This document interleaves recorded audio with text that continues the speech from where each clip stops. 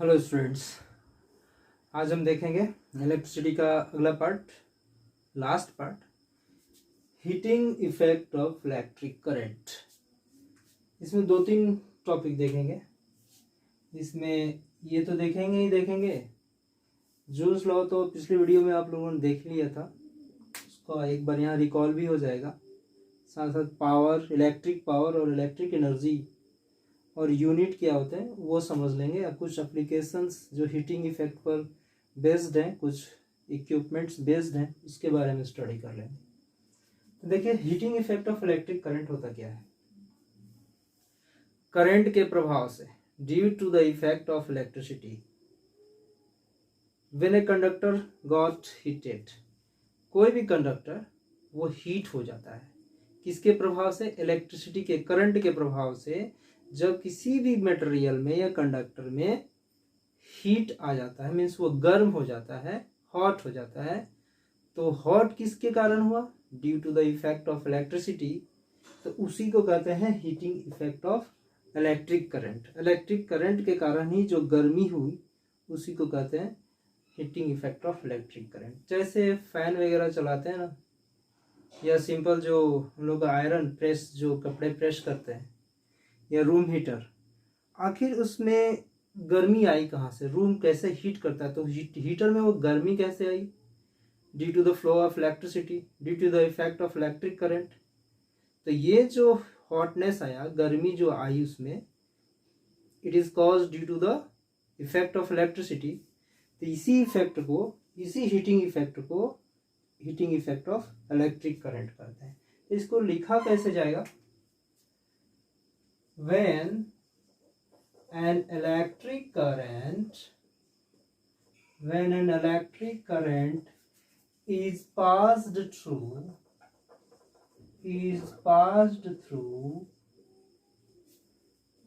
a conductor, मान लीजिए किसी एक कंडक्टर से में हम इलेक्ट्रिसिटी पास कर देते हैं, तो क्या होता है? The conductor becomes hot. वो क्या हो जाता है? हॉट हो जाता है। किसके कारण? आफ्टर सम टाइम, कुछ समय के बाद, उस इलेक्ट्रिसिटी के फ्लो होने के कारण वो कंडक्टर क्या हो गया? हॉट हो गया। एंड प्रोड्यूस हीट,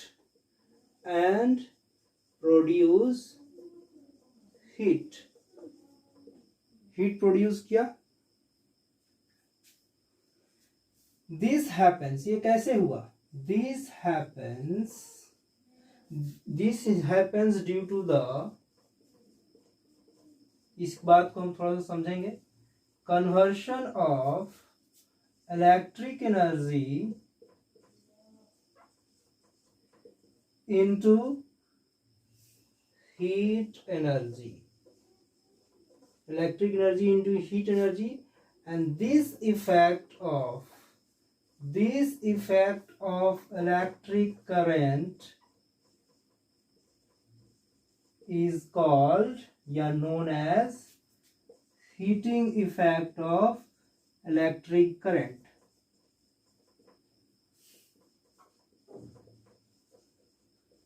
अब देखिए, वही जो मैंने बोला उसको सेंटेंस में मैंने लिख दिया। When an electric current is passed through a conductor, जब किसी कंडक्टर में इलेक्ट्रिसिटी पास किया जाता है, the conductor becomes hot, वो कंडक्टर हॉट हो जाता है after some time, and produce heat, और हीट उत्पन्न करता है।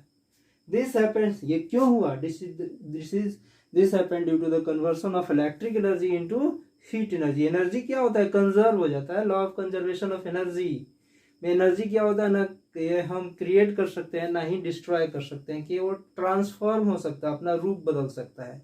एनर्जी तो कंजर्व ही हो गया। क्या पहले ही इलेक्ट्रिकल एनर्जी था, अब क्या हो गया? हीट एनर्जी में बदल गया। And this effect of heating effect of electricity, this is called heating effect of electric current. Okay, इसके बारे में समझ ही गए। अब अगला देखते हैं, हीट, ये हीट प्रोड्यूस कैसे हुआ? आप तो समझ गए कि इलेक्ट्रिकल एनर्जी हीट एनर्जी में कन्वर्ट हो गई तो हीट प्रोड्यूस हुआ, लेकिन आखिर इलेक्ट्रिकल एनर्जी हीट एनर्जी में बदला कैसे? देखिए, जब किसी भी ऑब्जेक्ट को मान लीजिए ये एक बुलेट है, फायर किया गया है, किसी गन से फायर किया गया है। ये ऑब्जेक्ट है, वॉल है, वुड है, कोई भी ऑब्जेक्ट है, जब इससे टकराएगी, ये क्या है, इसमें कोई एनर्जी है। कौन सी एनर्जी है? जो बुलेट में मूवमेंट मोशन लाया, कौन सी एनर्जी है? काइनेटिक एनर्जी है ना। वो काइनेटिक एनर्जी क्या हो गई, यहाँ पर आया तो उसे ऑब्जेक्शन मिला। तो एक एनर्जी काइनेटिक एनर्जी थी, यहाँ पर आके रुक गई, तो यहाँ पर क्या होगा, एक ऑब्जेक्शन रेजिस्टेंस क्रिएट हुआ ना, ऑब्जेक्शन क्रिएट हुआ।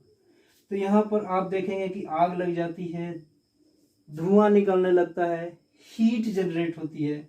मीन्स कोई ना कोई एनर्जी क्या हो जाती है, हीट में जनरेट होती है। कभी कभी हीट इतनी ज़्यादा जनरेट हो जाती है कि आग भी लग जाती है, फायर भी हो जाता है। तो यहाँ पर क्या हुआ, एक एनर्जी दूसरी एनर्जी में ट्रांसफॉर्म हो गई, बदल गई। तो बस वही कंडक्टर में भी होता है सेम चीज। कैसे, देखते हैं। आप लोग तो पहले से भी जानते हैं। मान लीजिए ये कंडक्टर है, इसमें बहुत सारे एटम्स हैं, साथ में फ्री इलेक्ट्रॉन्स भी होंगे, कुछ होंगे। मेटल है तो एटम्स फ्री इलेक्ट्रॉन्स होंगे। जब इसमें हम कोई पोटेंशियल डिफरेंस क्रिएट करते हैं तो एक्चुअली क्या होता है, करंट का फ्लो इधर से उधर होता है, तो ये इलेक्ट्रॉन्स का एक डेफिनेट डायरेक्शन में मूवमेंट होने लगता है। तो ये एटम्स से टकराते हैं, जिसको हम रेजिस्टेंस कहते हैं। अच्छा, तो यही ये क्या था, इलेक्ट्रॉन्स में कौन सी एनर्जी थी, एक करंट जो था वो एक काइनेटिक एनर्जी थी, और ये एनर्जी ये इलेक्ट्रिकल एनर्जी के रूप में था, काइनेटिकल एनर्जी के रूप में था। अब किसी ऑब्जेक्शन से टकरा कर, मीन्स ये क्या, रेजिस्टेंस ही तो है, इससे टकरा के क्या होगी, हीट प्रोड्यूस कर रही है। तो जितना लंबा वायर लेंगे, वायर के अगर लेंथ को हम बढ़ा देंगे, वायर को लेंथ को बढ़ा देंगे, तो इलेक्ट्रॉन्स की और टकराने की पॉसिबिलिटी तो और अधिक हो जाएगी, और रेजिस्टेंस अधिक बढ़ जाएगा। तो यही कारण है कि इलेक्ट्रॉन्स के मूवमेंट के कारण जितना रेजिस्टेंस ज़्यादा क्रिएट करेंगे उतनी ही ज़्यादा हीट प्रोड्यूस होगी। ये एटम्स में टकराएंगे तो काइनेटिक एनर्जी कुछ इसकी हीट एनर्जी में बदलेगी। तो अगर किसी कंडक्टर में ज़्यादा हीट प्रोड्यूस करना है तो आप क्या करते हैं, उसके वायर के लेंथ को बढ़ा देते हैं। तो यही कारण है कि आप रूम हीटर या इलेक्ट्रिक आयरन में या हीटर के वायर को देखते हैं तो कैसा होता है, ऐसा। कॉइलिंग क्यों की हुई होती है, कॉइलिंग इसलिए की हुई होती है कि उसका जगह कम है, लेकिन वायर का लेंथ जितना ज़्यादा करेंगे रेजिस्टेंस उतनी ज़्यादा बढ़ेगी, और रेजिस्टेंस जितनी ज़्यादा बढ़ेगी उतना ही हीट प्रोड्यूस होगा। तो ये मटेरियल हीट प्रोड्यूस करने के लिए यूज़ किया गया है ना। It is desired for producing heat. Heat ज़्यादा प्रोड्यूस करना है, मीन्स इसके वायर को लेंथ को हमको ज़्यादा बढ़ाना पड़ेगा, तो रेजिस्टेंस ज़्यादा होंगे तो हीट उतना ही ज़्यादा प्रोड्यूस होगा। यही कारण है कि हीटिंग इक्विपमेंट्स में उसके जो वायर होते हैं, कॉइलिंग जो की गई होती है, स्पाइरल की गई होती है, ताकि वायर का लेंथ बढ़ सके, काफ़ी लंबा हो सके। अब heating effect of electric current भी समझ गए आप। अब मेन पोर्शन में आते हैं।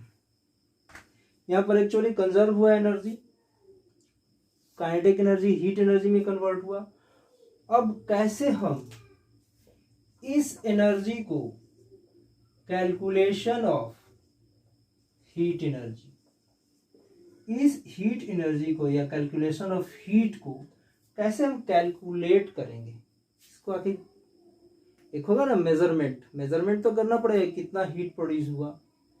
हीट का यूनिट प्रोड्यूस होता है, जूल होता है, आप लोग जानते हैं। एक बेसिक कैलोरी यूनिट होती है हीट की, जूल भी होते हैं, कैलोरीज भी होती है। कैलोरीज क्या होता है आगे हम बताते हैं।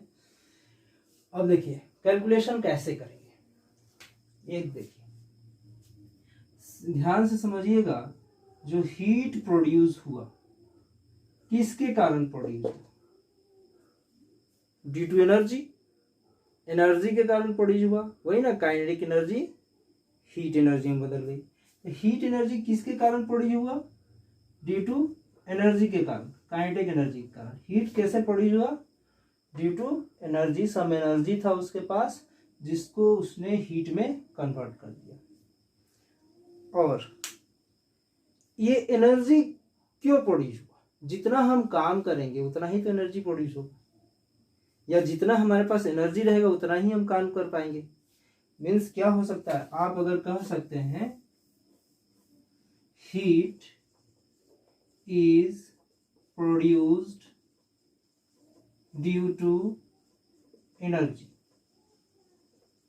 या इसको दूसरे फॉर्म में भी लिख सकते हैं energy is a form of heat.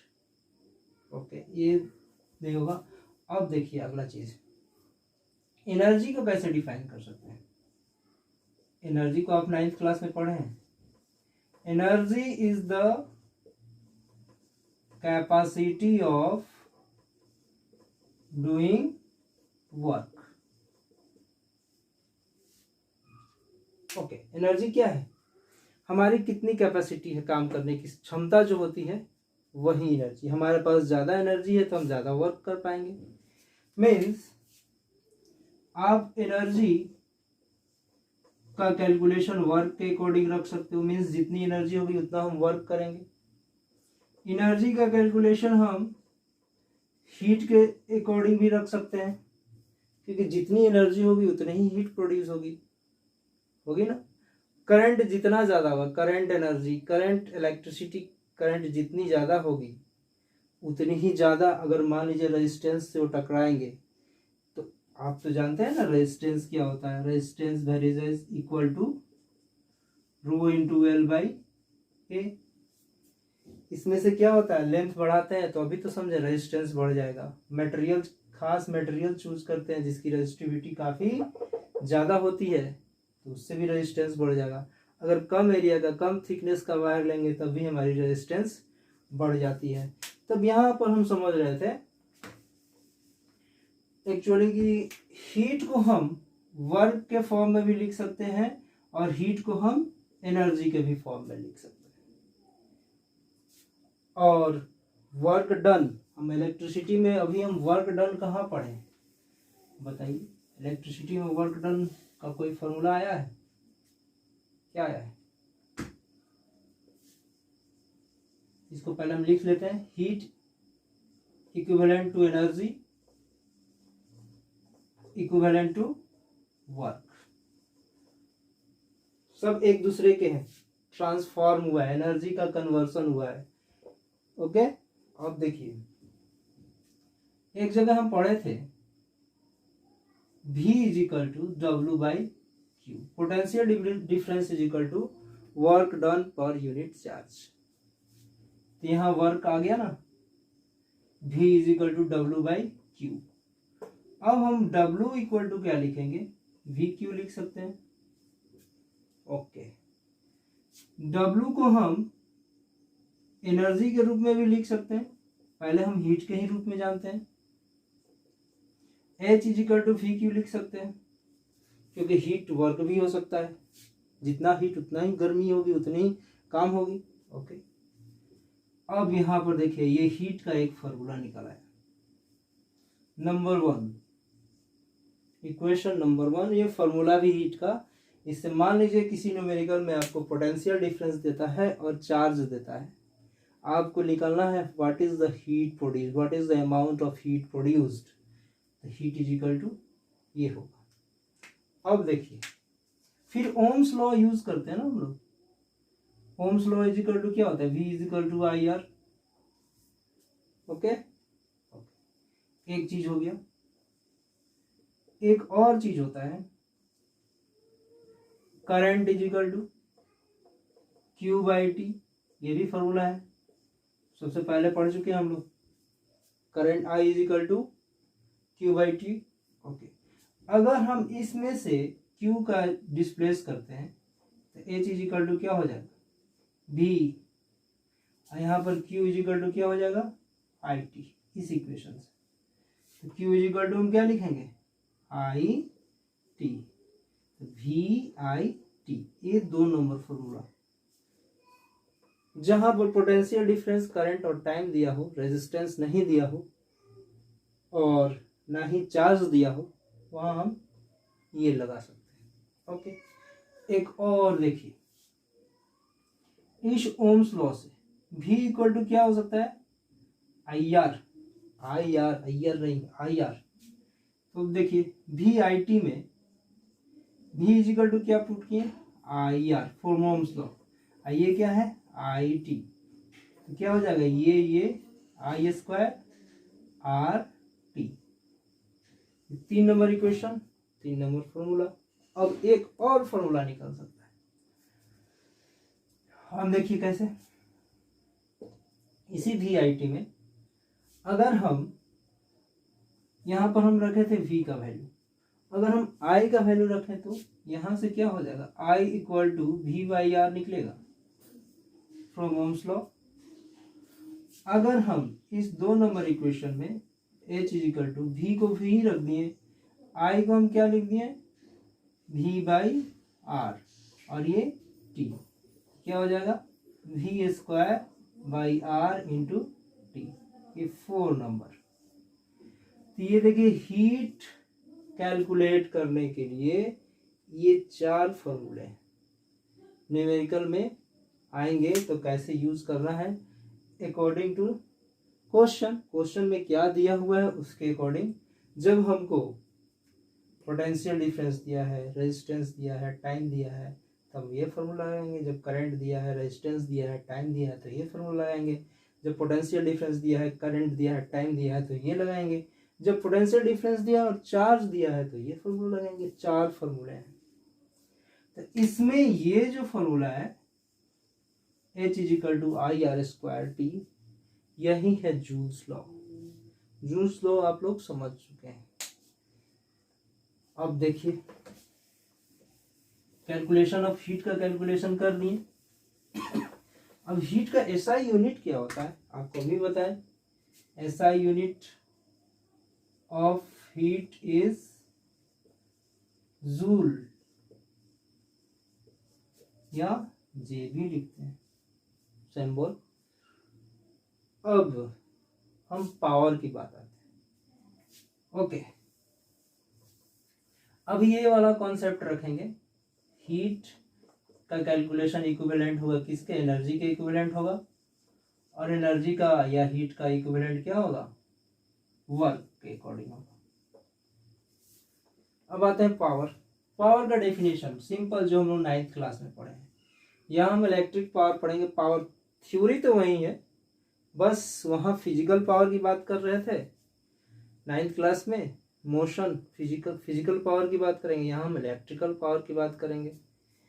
तो देखिए पावर इज इक्वल टू क्या होता है, पावर मीन्स क्या, सिंपल से समझ लीजिए थ्योरी इसका। अगर कोई काम को करने के लिए हमको बोला गया, सेम वर्क है, हमको बोला गया तो मैंने उसे 2 घंटे में किया, और आपने उसे 1 घंटे में कर लिया। एक ही काम है, 10 kg वजन उठाना है, या आपको कुछ डिस्टेंस ट्रेवल करना है, तो हमको 2 घंटे लग गए और आपको 1 घंटे लगे। तो किसके पास पावर ज़्यादा है, ऑब्वियसली 1 घंटे वाले के पास ज़्यादा पावर है, क्योंकि उसने बड़ा ही काम को क्विकली कर लिया। मीन्स कितना कोई काम क्विक करते हैं, मीन्स द काम करना टाइम के ऊपर जब डिपेंड हो जाता है, तो उसी को पावर कहते हैं। अगर किसी काम को हम जल्दी से कर लिए तो हमारे पास पावर अधिक है, आप उसी काम को देर से कर रहे हैं तो आपके पास पावर कम है। तो पावर क्या हो जाएगा, पावर को क्या लिखेंगे, rate of doing work is called power. काम करने की जो क्विकनेस है, कितनी हम जल्दी से कर सकते हैं, मीन्स पावर के क्या लिखते हैं, work done per unit time. Means 1 घंटे में हम कितना काम किए, आप 1 घंटे में कितना काम किए, अलग अलग है। तो जिसकी समय में ज़्यादा काम कर ले रहे हैं उसकी पावर अधिक है, या कोई काम को हम कम समय में कर ले रहे हैं तो हमारे पास पावर अधिक है।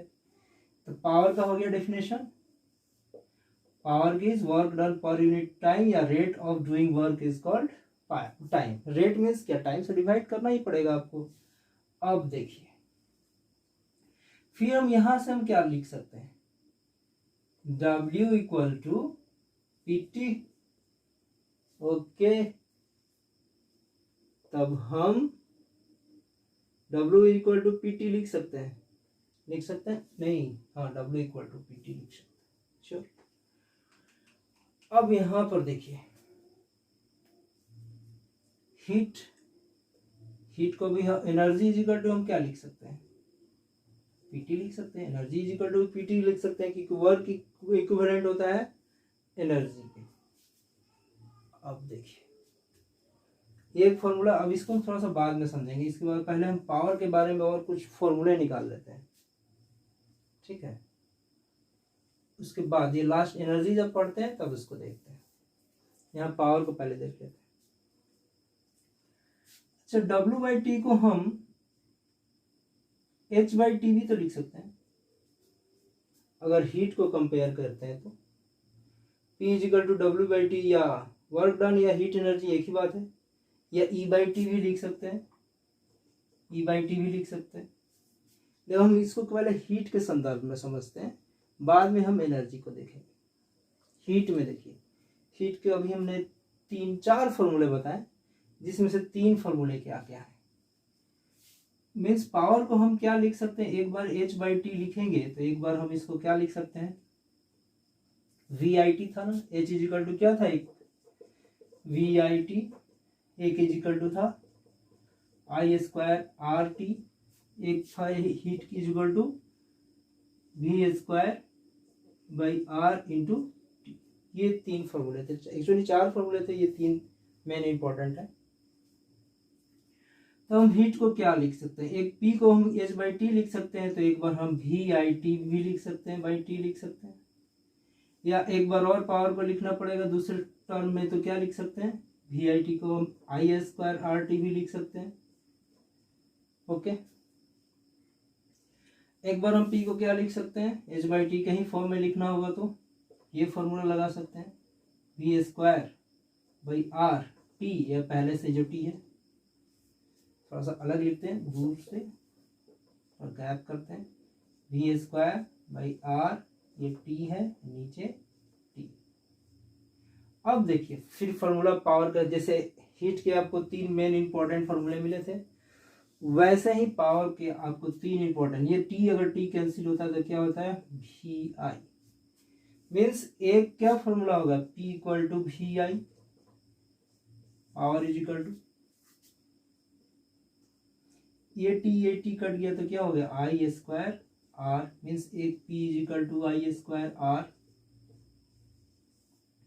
ओके, ये T कैंसिल हो गया तो V²/R, मीन्स क्या, P is equal to V²/R। ये 3 फॉर्मूले पावर के भी निकले, ये 3 फॉर्मूले हीट के भी निकले।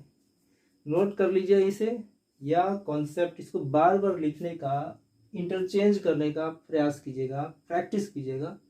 प्रैक्टिस करने से क्या हो जाएगा कि कौन सा फॉर्मूला कब लगाएं, किसकी रिक्वायरमेंट कब है, आपको आदत पड़ जाएगी बार बार लिखने से, और न्यूमेरिकल बनाने में बहुत ही इजी होगा। तो आप हीट के भी 3-4 फॉर्मूले देख लिए, पावर के भी देख लिए। अब आते हैं एनर्जी।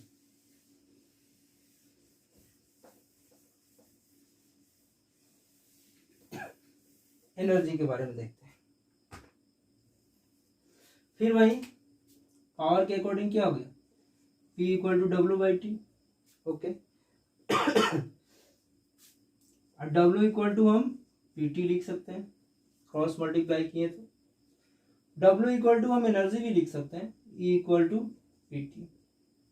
तो एनर्जी फाइंड करने का तरीका है, ये एनर्जी फाइंड करने का फॉर्मूला है। अब एक चीज हम भूल गए, पावर तो फॉर्मूला जान गए, 3 फॉर्मूले, लेकिन पावर का SI यूनिट क्या होता है, SI unit of power is what, W लिखते हैं, SI unit of power is what. 9th class में पढ़े हैं, वाट जो होता है छोटे पावर को मेजर करने के लिए होता है। 1000 watt equal to 1 kilowatt. 1 HP means 746 watt is equal to 1 HP horse power। 1 horse power is equal to 746 watt। 1 kilowatt is equal to 1000 watt। ये चेंज करने में, न्यूमेरिकल बनाने में यूज होंगे, आप लोग ध्यान से इसे नोट कर लीजिएगा। अब चलिए, पावर का तो ये खत्म हो गया।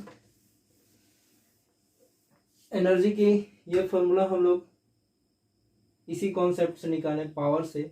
W/T, W is equal to PT। W को कैलकुलेशन, एनर्जी के कैलकुलेशन के इक्वल होगा, तो E is equal to PT। अब एनर्जी जो होता है, एनर्जी का भी ऐसा यूनिट जूल ही होता है, और पावर का हीट का ऐसा यूनिट भी जूल ही होता है। लेकिन एनर्जी का बेसिक, जैसे एक और चीज आप लोग देखेंगे, कन्वर्जन एक आता है, जैसे यूनिट, एक्चुअली यूनिट समझिएगा तब। एनर्जी जो हम लोग, हमारे घरों में ये बल्ब जल रहे हैं, फैन चल रहा है, ये कितना एनर्जी कंज्यूम कर रहे हैं। यह एक हाउस होल्ड, एक घर में डिफरेंट अप्लायंसेस चल रहे हैं, तो उस घर में बिल आती है, बिजली की बिल आती होगी, तो उसमें लिखा रहता है 10 यूनिट, 20 यूनिट, 100 यूनिट, और उसका कैलकुलेशन रुपीज़ में पर यूनिट कितना, 7 रुपीज़, 5 रुपीज़ समथिंग, अलग अलग हो सकता है। उसका कैलकुलेशन भी, अमाउंट भी कुछ दिया रहता है। तो जो 1 यूनिट आया, मीन्स हमने जो एनर्जी कंज्यूम किया है अपने घर में, उसका मेजरमेंट आया। 1 यूनिट, 10 यूनिट समथिंग कुछ आया। तो ये यूनिट क्या है? यूनिट मेजरमेंट करना है। यूनिट मीन्स क्या होता है? वो जो इलेक्ट्रिकल बिल आता है, बिजली का बिल आता है, उसमें यूनिट कहने का अर्थ क्या है? जो 1 यूनिट आता है ना, एक्चुअली उसको समझिए पहले क्या। 1 kilo watt hour, 1 kilo watt hour means हम प्रति घंटा कितने, यही यूनिट में आता है, यही 1 किलोवाट कितना जूल आया, तब इसको जूल में कन्वर्ट करना है। कन्वर्जन भी आता है, जैसे 1 किलोवाट, किलोवाट को हम क्या लिख सकते हैं? 1000 वाट लिख सकते हैं, ओके, 1000 वाट। और इसको क्या लिख सकते हैं? ऐसा यूनिट टाइम का आवर है, तो 60 इंटू 60 लिख सकते हैं, सेकेंड। मीन्स 1000, अगर इसको करेंगे 6 6 36, 30 और 2 0 5, 10 टू द पावर 5 जूल। मीन्स अगर 1 यूनिट बिल आता है, बिजली का बिल, जिसे हम 1 किलोवाट आवर भी कह सकते हैं, या 3.36 into 10 to the power 5 joule भी कह सकते हैं। लेकिन ये स्टैंडर्ड फॉर्म में अगर लिखेंगे तो क्या हो जाएगा? 3.6 into 10 to the power 6 joule. Standard form में लिखते हैं। मीन्स आपके घर में 1 यूनिट का बिल आया, मीन्स इतने जूल कंज्यूम किया गया है। अगर 10 यूनिट का बिल आया तो 10 इंटू दिस।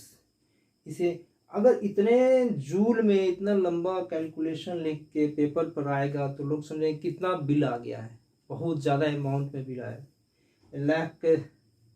लाख काउंट में चला जाएगा ये। तो कहीं इतना लाख जूल बिल आया, शौक लग जाएगा सबको। इसलिए इसको बोलते कि नहीं, 1 यूनिट आया, 1 यूनिट आया।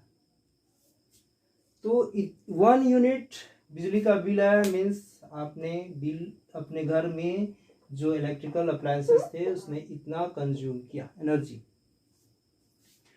अब इस एनर्जी को कैलोरीज में अगर कन्वर्ट करने के लिए आएगा तो कैसे करेंगे? कैसे करेंगे? कैलोरीज क्या होते हैं? जनरली कैलोरीज जो फूड आइटम्स होते हैं ना, बॉडी में जैसे कैलोरीज मिलती है हमको, कुछ खाने से इतनी कैलोरीज एनर्जी मिली, तो कैलोरीज में, जूल को कैलोरीज में कन्वर्ट करना है अगर, सिंपल उसको 4.18 से डिवाइड कर दीजिए। अगर 4 जूल को अगर 4.18 से डिवाइड कर दें तो ये कैलोरीज होगी। ठीक है, वैसे आता नहीं है, ऐसे जान लीजिए। बेसिक यूनिट भी होता है एनर्जी का कैलोरीज। तो हम लोग समझ गए heat, juice law, power, energy.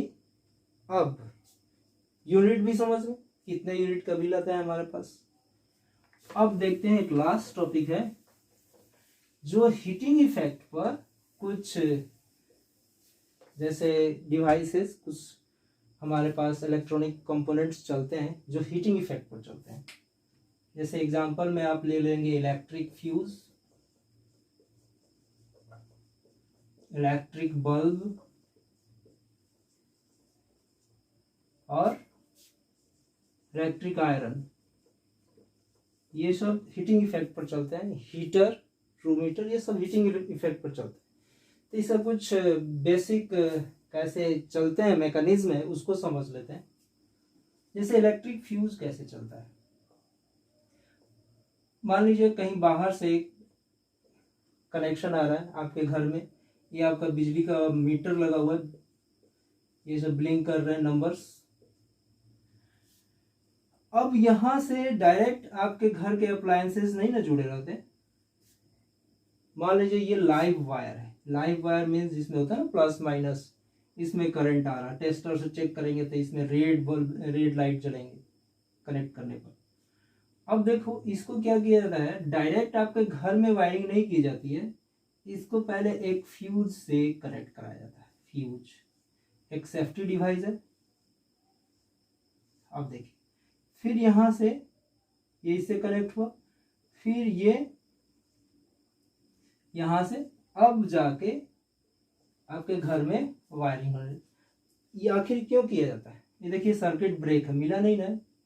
इसको क्या किया जाता है, एक इसका केस ढक्कन लगाया जाता है। ढक्कन क्या होता है, ऐसे रहता है, ऐसे रहता है, इसमें एक वायर कनेक्ट होता है। अब इस ढक्कन को, इस कवर को जब इसमें फिट किया जाता है तो क्या हो जाता है, अब ये सर्किट पूरा हो जाता है और करंट फ्लो करने लगता है। तो इसका काम क्या है? आजकल तो ये नहीं लग रहा है, आजकल एमसीबी यूज हो रहा है, मिनिएचर सर्किट ब्रेकर, जो मैग्नेटिक इफेक्ट पर काम करता है। ये हीटिंग इफेक्ट पर काम करता है। उसको हमारे 10th में नहीं पढ़ना है, मैग्नेटिक इफेक्ट का कैसे एमसीबीज काम कर रहे हैं। Magnetic effect of electric current पढ़ना है लेकिन वो नहीं पढ़ना है। अब देखिए क्यों, कैसे काम करता है। मान लीजिए किसी कारण से ये पोटेंशियल डिफरेंस, सम पोटेंशियल डिफरेंस का करंट आ रहा है वोल्टेज की। अचानक जब वोल्टेज बढ़ जाएगी, करंट का फ्लो जब अधिक हो जाएगा तो क्या हो जाएगा, ये ऐसे वायर को चूज किया जाता है, ऐसे कंडक्टर को चूज किया जाता है। जनरली ये टीन या जिसकी मतलब कि मेल्टिंग पॉइंट बहुत ही कम हो, तुरंत जो गल जाता है, वैसे मेटल को यहाँ पर चूज किया जाता है। तो ओवरफ्लो होगा करंट का, क्या होगा, तो ये हीट होगा, हीट होगा तो ये पहले ही गल जाएंगे और सर्किट ब्रेक हो जाएगा, करंट का सप्लाई यहाँ बंद हो जाएगा और ये हमारे सारे अप्लायंसेस जो भी है, फैन, फ्रीज वगैरह सब चीज़, टीवी वगैरह सब कुछ सेफ रहेगा, बच जाएगा। इसलिए इसको यहाँ लगाया जाता है। फिर हम क्या करेंगे लास्ट में, जब वो तो कुछ सेकंड के लिए आता है, इसको फिर आके हम इस वायर को कनेक्ट कर देंगे, फिर लगा देंगे, फिर करंट एज यूजुअल चलने लगेगा। लेकिन जब भी ओवरफ्लो होगा करंट का तो ये क्या हो जाएगा, मेल्ट कर जाएगा और ये हमारा पूरा घर का डिवाइस, अप्लायंसेस सेफ रहेगा। तो इस मैकेनिज्म पर काम करता है, हीटिंग इफेक्ट पर ही काम किया। अगला देखते हैं इलेक्ट्रिक बल्ब। इलेक्ट्रिक बल्ब तो बल्ब जैसा नहीं लग रहा है,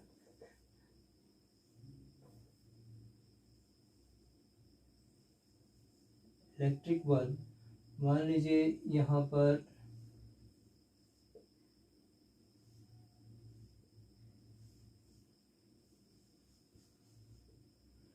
कहीं से कनेक्शन आया होगा, ये जल रहा होगा। अब देखिए इसमें ऐसे, अभी हम थोड़ी देर पहले पढ़े थे कि कॉइलिंग की क्यों की गई रहती है। कॉइलिंग, ये तो करंट आएगा तो ये हीट करेगा। हीट करने के लिए क्या करें, गर्म होना है तो रेजिस्टेंस ज़्यादा होगा तभी ना ज़्यादा हीटिंग होगी। तो रेजिस्टेंस ज़्यादा बढ़ाना है तो लेंथ ऑफ द वायर हमको बढ़ाना पड़ेगा। तो अगर ऐसे वायर कनेक्ट कर देते, सीधे ऐसे वायर कनेक्ट कर देते तो वायर का लेंथ कम रहता।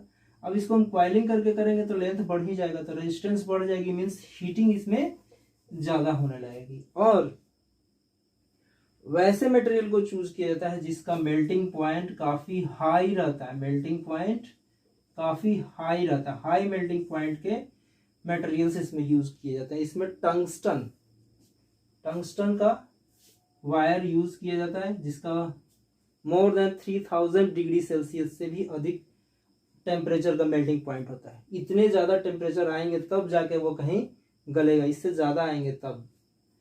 अब तब देखिए इसमें क्या होता है आएगा, इसमें ये हीट होने लगता है, ये इतना हीट होने लगता है कि क्या हो जाता है, एक ऐसा टाइम होता है कि ये रेडिएट करने लगता है, हीट एनर्जी रेडिएट होकर ग्लो करने लगती है, और हीट एनर्जी क्या हो जाती है, लाइट एनर्जी में कन्वर्ट हो जाती है।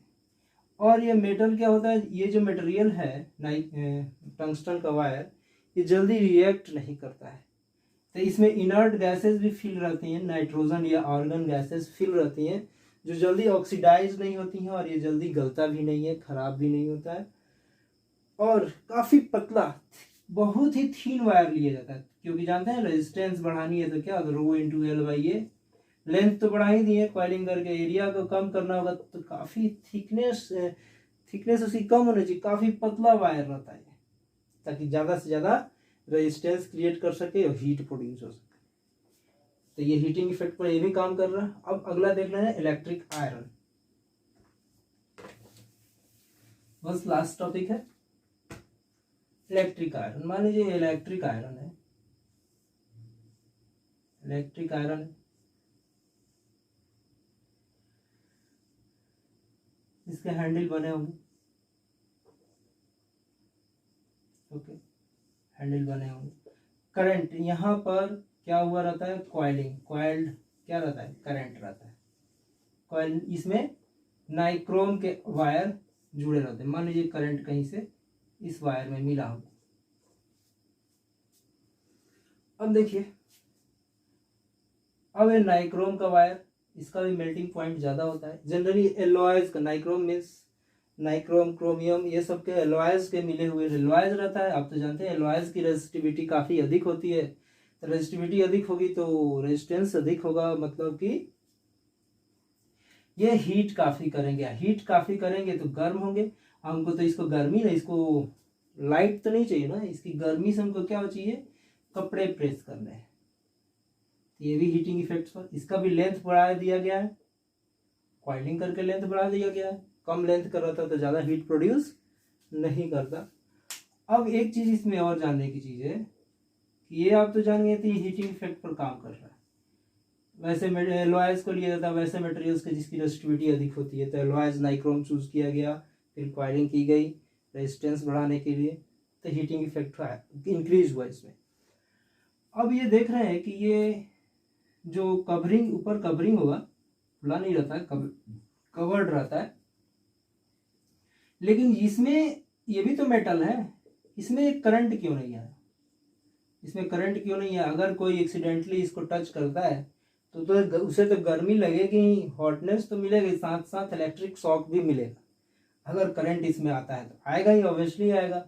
लेकिन क्या रहता है यहाँ पर, देखिए, इसको कॉइलिंग करने के लिए एक ऐसे एलिमेंट को रखा जाता है, ऐसे मटेरियल को रखा जाता है जो क्या होता है कि हीट को तो पास करने देता है, means good conductor of heat, लेकिन करंट को पास नहीं करने देता। करंट पास करता तो यहाँ टच करने को हमको इलेक्ट्रिक शॉक भी लगता, लेकिन नहीं लगता है शॉक। तो माइका, माइका ऐसा, इसको हिंदी में क्या कहते हैं, अभ्रक, अभ्रक, अभ्रक का होता है या ख होता है, अभ्रक होता है, जो भी हो, अभ्रक लिखा रहता है। अभ्रक है, क्या होता है, अभ्रक का एक प्लेट, पहले एक प्लेट रहता है अभ्रक का, अभ्रक का एक प्लेट रहता है, उस पर कॉइलिंग की रहती है।